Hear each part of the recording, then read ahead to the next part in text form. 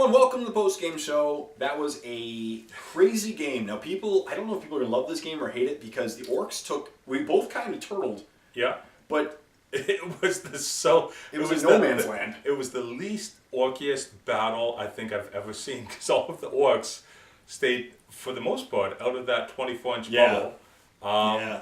Because as soon as they get up there, that he's not going to be able to move and assault in without at least one round of fire, and that one round of fire will be enough for me to take him out. Yeah, and also the cans, they were pretty resistant against your firing because they're front armor 11, but they can't do anything because they're only strength 7. Yeah. So they can't do anything to your buildings. Hypothetically, I could have gone with an 18, just tried to volley your guys to death with a lot of blasts, but I decided just to stay back. Oh, by the way, it was an Orc victory. Yep. The final score was 9-3 roughly, but you got so screwed turn 1.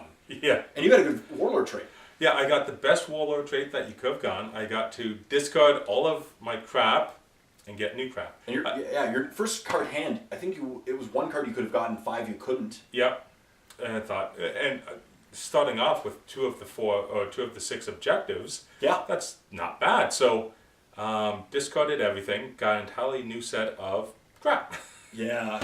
And then that hand locked me for most of the game. That being said, the deployment type, I was kind of hoping for the 12 inches in. I was thinking I could deploy that fortification along the center there. It's 2 feet long. Yeah. And just about a foot, or was it 8 inches? 8 inches deep. 8 inches deep.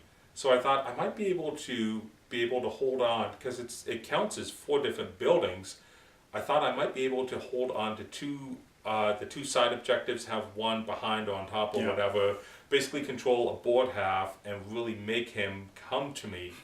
Now, when we went for the diagonal deployment, instead of being able to control 3, I was down to 2. And then I had 2 as well. Yeah. But I can get to the other 2 much quicker. Yeah, and those grot tanks, you were able to zip around, and I didn't have a really great lot. Well, and I mean, I still had 4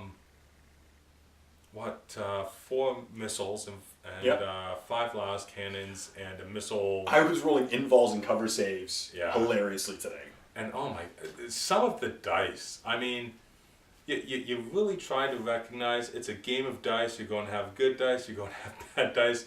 Some of the dice today that I was rolling was just epic. Like the one round I rolled to penetrate the grot tanks, on like a dozen dice I did not roll a single die roll up over 3. I know, and then it's like the only time I had really bad shooting was when one trying to kill a dreadnought. I couldn't roll 6 to get a glance for my life.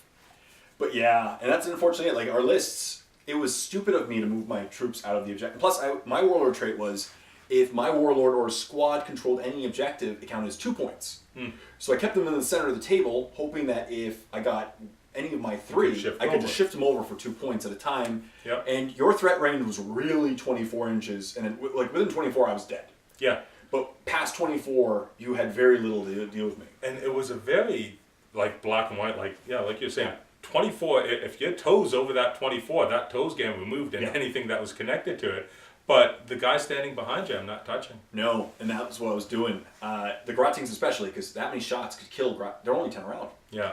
So in the end, I was lucky. I got a bunch of cards early in the game that I could get. Like Ascendancy was simple at turn 1. Yeah. Because I could just be like, got it. Yeah. And as soon as, I think you got 2 objective 2s right off the get-go, and it was... I got 4 points turn 1. Yeah, after turn 1, I knew it was going to be an uphill battle. But even with that, for the Fortress of Redemption, once the troops are in there... They're in there. They're in there. They're not going anywhere. No, and I was never going to get in. That's the problem with the Fortress of Redemption. The only time I've ever seen it played other than you was the guy actually positioned it so you couldn't leave. It was along a table edge. Okay. And so you couldn't literally leave, and that prevented the other opponent from ever getting in. Yeah. Because you couldn't walk into the door. Yeah. So once you're in a Fortress of Redemption, I'm just like, I can't get to you. Other than that last turn, I tried to assault you just to pop something to get a point. Well, I think that was a mercy thing too. That was here's a unit you can shoot. Yeah. Go ahead. And then those Grot tanks were just hilarious. They drove through terrain. They were just like, well, they went up levels. Yeah. They did the Dukes of Hazzard. We went all the way up a single level. Grot tanks. Got 2 points on objective 6. On objective 6, and other than that, I was like, Yeah. It was, I think in the entire game I killed 2 things. I killed your 2 dreadnoughts. Yeah, 2 dreadnoughts and 2 space marines. And 2 space marines. Yeah, and that was it. And in mine, you killed 5 or 6 grot tanks. And the Morkanaut. And 1 squad of boys. Yeah. The Morkanaut, like, it's such a labor-intensive thing to take it out because you have to fire at it. It's too big of a threat otherwise. And the one shot, you can always get lucky and blow it up. But, oh my. Yeah, he didn't do much either. No. Because, again, he was the only thing that could hypothetically hurt you, but... Did he do any? Oh, he took out... No, he did. He took 2 hull points off of the 1 dread. And he's the one who killed the 2 guys. And he killed 2 space marines. Yeah. Yeah, because my highest shooting was him, strength 8. And he's the only thing above strength 8 in close combat. Yeah. So this was just kind of a thought experiment, thought exercise experiment. I wanted to see what the fortress would do, what it would be like, what kind of shenanigans you could pull, and having that force field and having the Banner of Devastation. That's pretty good. I think if this was Emperor's Will and you got First Blood, it would have been hands down victory for you. Yeah.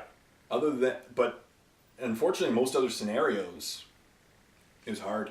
Eternal War missions, I think you'd have a much easier time. I think it comes down to deployment. So I think for most of the deployment, like, so long as you have the 12 inches in, you're probably fine. Hammer and Anvil would have been amazing for you. They could have gotten possibly an objective behind you, and then just would have been hilarious. Yeah. Yeah, that was awesome. We got to try playing again. I got to try Imperial Knights sometime because they have a new codex as well. Yeah. We'll try. They have no formations, but the formations don't really do a whole lot for the guys I'm gonna bring. But it's cool. I gotta eventually get there's a close combat Imperial Knight now. Yeah, I think the fortress I think has legs, but not at 1500. I think you're probably really looking at 1850. Yeah, and I think that's just right. So without further ado, once again, as always, thank you for coming. That was a great game. Until next time, this is Jay and Dave saying happy gaming.